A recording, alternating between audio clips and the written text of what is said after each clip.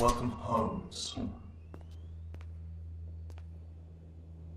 I am Iron Man.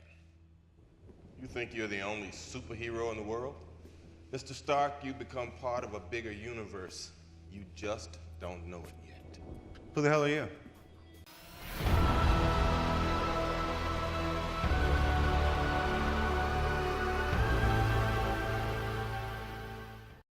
영화에 한 번이라도 나온 아이언맨 수트는 비록 모두 이름이 알려지진 않지만 코드네임 하나씩은 갖고 있습니다. 그렇게 해서 영화에 나온 수트들이 마크 1부터 마크 46인데요.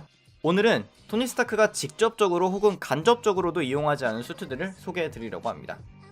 제일 먼저 토니의 친구 로드 중령이 아이언맨 2에서 정신 놓고 사는 토니로부터 마크 2를 뺏어온 다음에 해머 인더스트리에 맡겨서 이것저것 무기를 추가한 워머신입니다. 참고로 워머신은 눈 부분이 붉은 빛을 띠고 있고 색상은 다크그레이로 칠해져 있습니다. 이 워머신 수트는 자비스의 프로그램을 기본으로 하고 있으나 음성 지원은 되지 않는 것으로 파악이 되고, 대부분의 수트에는 토니 스타크만 이용할 수 있게 락이 걸려있는 반면에 이 수트는 누구나 탈 수 있도록 되어 있습니다. 마크2를 베이스로 하기 때문에 이렇다 할 무기 없이 양손바닥에 리펄서를, 양발에는 비행 추진기가 전부인데 이걸 극복하는 게 어깨에 부착되어 있는 자동 조준이 가능한 미니건입니다. 이 미니건이 자동으로 타겟을 찾아서 공격하는 무기라면 양손에는 연사가 가능한 소총이 부착되어 있습니다.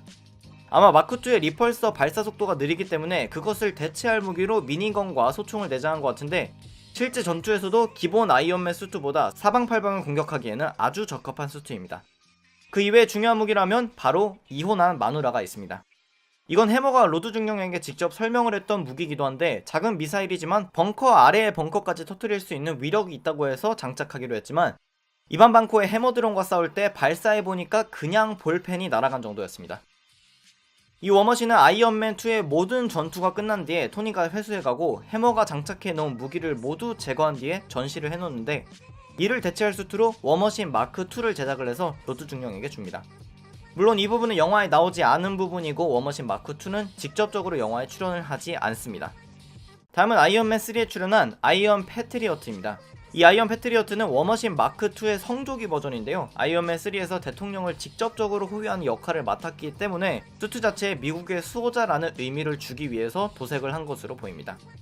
영화 전반에 걸쳐서 누군가를 직접적으로 혹은 간접적으로 위협하는 부분만 나오고 제대로 된 전투씬에 활용되지 않았기 때문에 딱히 양팔의 리펄스와 자동조준 미니건 이외에는 특별한 무기를 내장하고 있는 것 같지는 않다고 판단이 됩니다.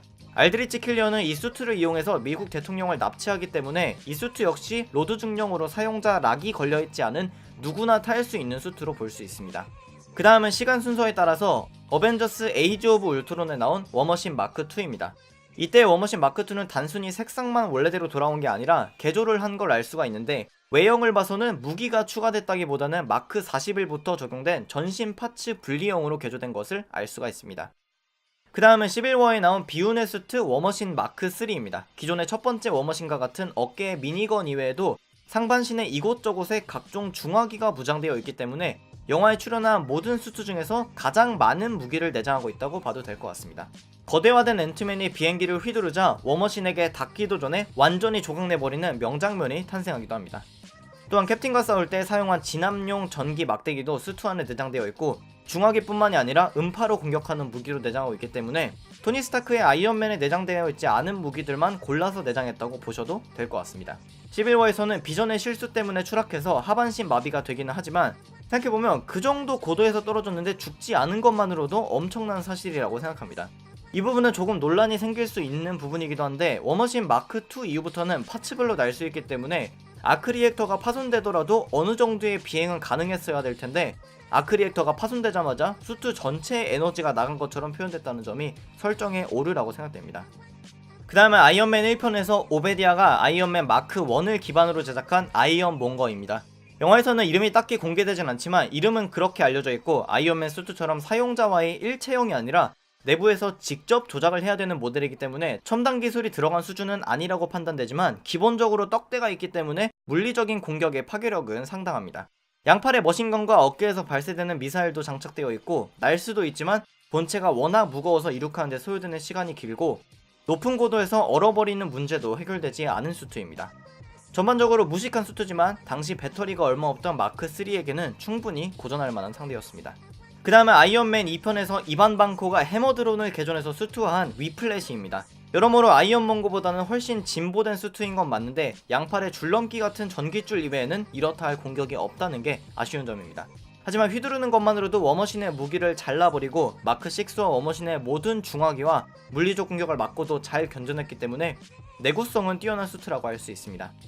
위플래시는 나름 아이언맨2의 최대 악당이었는데 마지막에 워머신과 마크6의 리펄서를 맞고 허무하게 패배하게 된다는 아쉬움이 있습니다. 마지막은 아이언맨 수트와 유사한 외관의 AI 로봇인 아이언 리전입니다. 아이언 리전은 무인 시스템이라고 보시면 되는데 자비스를 기반으로 하고 있기 때문에 울트론 같은 또 다른 AI가 억지로 들어오지 않는 한 평화 유지를 위한 로봇이라고 할 수 있습니다. 양팔의 리펄서 이외에는 딱히 공격 무기를 내장하고 있지 않지만 아무리 방패가 없다고 해도 캡틴도 약간은 고전을 했던 로봇들이기 때문에 전투력은 상당한 것으로 생각이 됩니다. 그래서 여기까지가 토니 스타크가 아닌 다른 사람들이 사용했거나 아예 무인인 수트들에 대한 정리였습니다. 사실 아이언맨 수트 관련 영상은 파트 3에서 끝내려고 했는데 생각외로 로드 중령의 수트가 많아서 이번 영상은 여기까지만 하는 게 여러분들께 덜 지루할 것 같다고 판단을 해서 멈추기로 했습니다. 정말 죄송하지만 영화 외적으로 코믹스에 나온 수트들은 파트 4에서 정리해서 마지막으로 진짜 마지막으로 보여드리겠습니다. 재밌게 보셨다면 추천과 구독 한번 부탁드립니다 여러분. 지금까지 삐맨이었습니다.